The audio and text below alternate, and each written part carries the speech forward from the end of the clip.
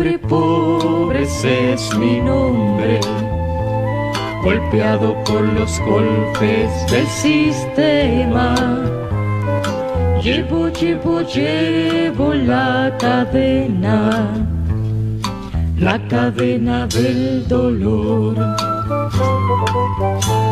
Nacido para el golpe como un tambor, desempleado, sin hogar, marginado y explotado, pobre, pobre.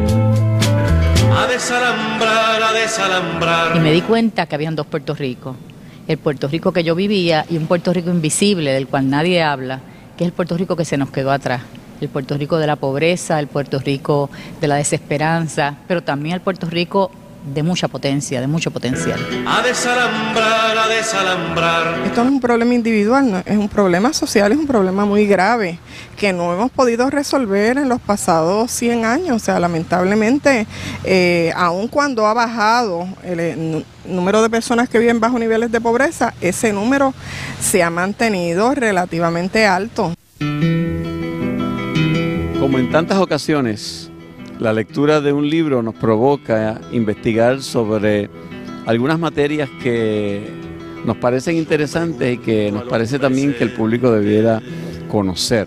Este libro, A desalambrar, de la socióloga Liliana Coto Morales, pues nos ha provocado venir hasta aquí, hasta la universidad, y conversar con ella sobre este interesante tema de los rescates de terreno, que algunos llaman invasiones, y que ya por ahí nada más hay un tema sobre el cual podemos conversar mucho. Pero quisiera primero preguntarle a la profesora, ¿por qué el nombre Desalambrar? Desalambrar, como tú bien sabes, por una dimensión de tu carrera que es musical, viene de la canción de Biglietti, A desalambrar, que es una canción de los 70 y que precisamente hablaba de sectores empobrecidos que no tienen acceso al mercado de tierra y que desalambraban y entraban a los terrenos. Quiero decirle a la profesora que hace como unas 3 semanas tuve la oportunidad de estar con Daniel Biglietti en el momento en que Marcia Rivera le entregó el libro. ¡Qué emoción! Eso realmente es. Y entonces a Biglietti le emocionó muchísimo el que su canción todavía siguiera provocando cosas. Así que le tengo que decir que se emocionó muchísimo Daniel Biglietti cuando vio el libro y se lo llevó con mucho entusiasmo para leerlo. Qué bueno. Al igual que ese concierto, ¿verdad?, que prontamente van a dar ustedes, esto también ha servido para que estas generaciones que no conocen lo que fueron esos, para nosotros, gloriosos años 70, ¿verdad?, que significaron tanto en nuestra formación como seres humanos, pues lo que significó aquellas canciones que eran importantes para nosotros. Así que la canción, que para mí a veces es como una cosa tan obvia, pues cuando tú hablas con generaciones más jóvenes tienes que explicar qué significó la canción y qué significó en el contexto de las luchas de ese tiempo.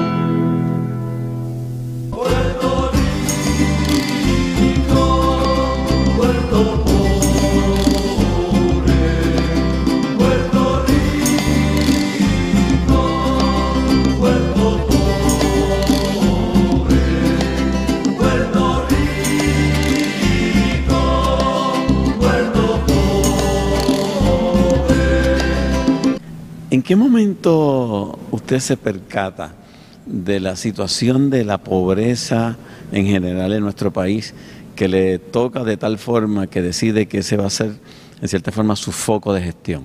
Pues fíjate, Silverio, fue exactamente hace 20 años en septiembre de 1989, luego del huracán Hugo, cuando yo piso Cantera por primera vez y la visito como secretaria de Estado y como secretaria de Gobernación, y ahí yo me conmocioné mucho, me caló muy hondo lo que vi.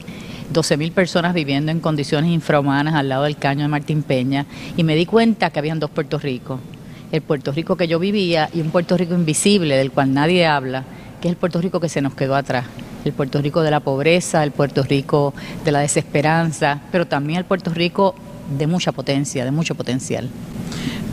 Como muy bien dijo, aledaño al proyecto de Cantera, que cualquiera que lo visite se da cuenta de la transformación que se ha dado allí, están las comunidades del Caño Martín Peña luchando por también desarrollar su proyecto de autogestión. ¿Cómo visualiza Sila María Calderón esa gestión de la gente del Caño? Me parece que ha sido una gestión extraordinaria. Ellos llevan 6 años desarrollando su plan. Es un plan que ha ganado premios, no solamente en Puerto Rico, sino internacionalmente. Ellos están llevando su caso ahora con mucha fuerza. Ya pues hasta cierto punto han ganado una parte y ojalá puedan ganar en Boston. Yo quiero que ganen porque ellos se merecen poder llevar a cabo el plan que ellos mismos forjaron.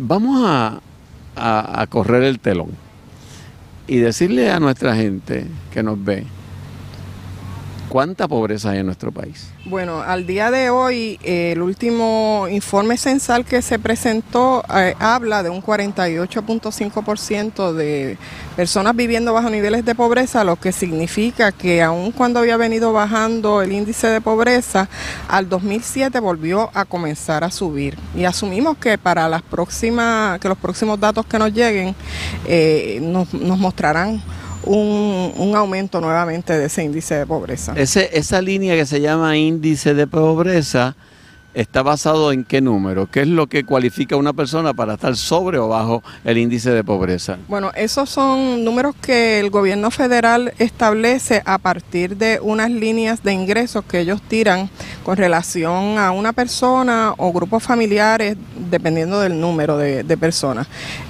Ese índice andaba hace un tiempo por los 12,000 y tantos dólares por persona. A partir de ese ingreso, pues se dice que una persona está bajo niveles de pobreza si recibe menos de esa cantidad o si 2 personas reciben menos de esa cantidad. Así que estos índices pues se encuentran en el censo. Si uno entra a la página de internet del censo, pues puede ver cuáles son los índices y a dónde se está tirando esa raya. Un país que nos preciamos de ser un país moderno, pero que casi la mitad de la población vive bajo los índices de pobreza. Eso es como increíble.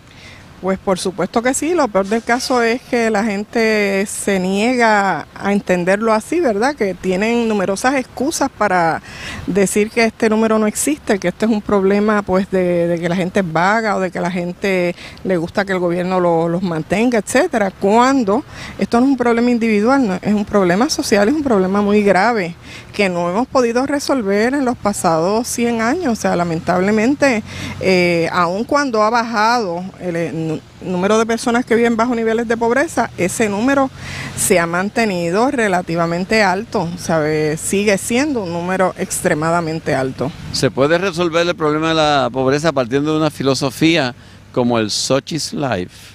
La vida es así. Decididamente que no, porque esas expresiones lo que denotan es precisamente el grave prejuicio que hay entre unos sectores de la población en Puerto Rico que piensan que la gente sea pobre es como una especie de vergüenza, ¿verdad? Que tú debes de tener porque pues lamentablemente tú no has hecho lo suficiente para ganarte otro tipo de vida. Así o por otro lado, peor aún, que la vida es así y por lo tanto te tienes que conformar con ser pobre porque te tocó. Exacto, si es un designio divino, que esa es otra interpretación que hay, ¿verdad? Dios te mandó así, este es el orden divino y a unos nos toca estar arriba y a otros les toca estar abajo y hay que aceptarlo como tal. Y esa filosofía es una filosofía de la época medieval, ¿no? Cuando se hablaba de un orden divino, cuando sabemos muy bien que la pobreza es producto de la desigualdad social y de la mala y desigual repartición de la riqueza. Puerto Rico es uno de los países más desiguales de toda América y su índice de desigualdad se ha mantenido constante durante los últimos 50, 60 años. En Puerto Rico menos del 1% de la población controla más del 40% de la riqueza, así que el problema no es simplemente Xochitl's Life, ¿no? El problema es que hay un sector de la población que sigue controlando la mayor parte de la riqueza y que los sectores desventajados, o sea, el 20, el 25% de la población está en cero ingresos, lamentablemente, y tiene que buscárselas como sea para sobrevivir. A desalambrar y a rescatar, a desalambrar y a rescatar, a desalambrar y a rescatar.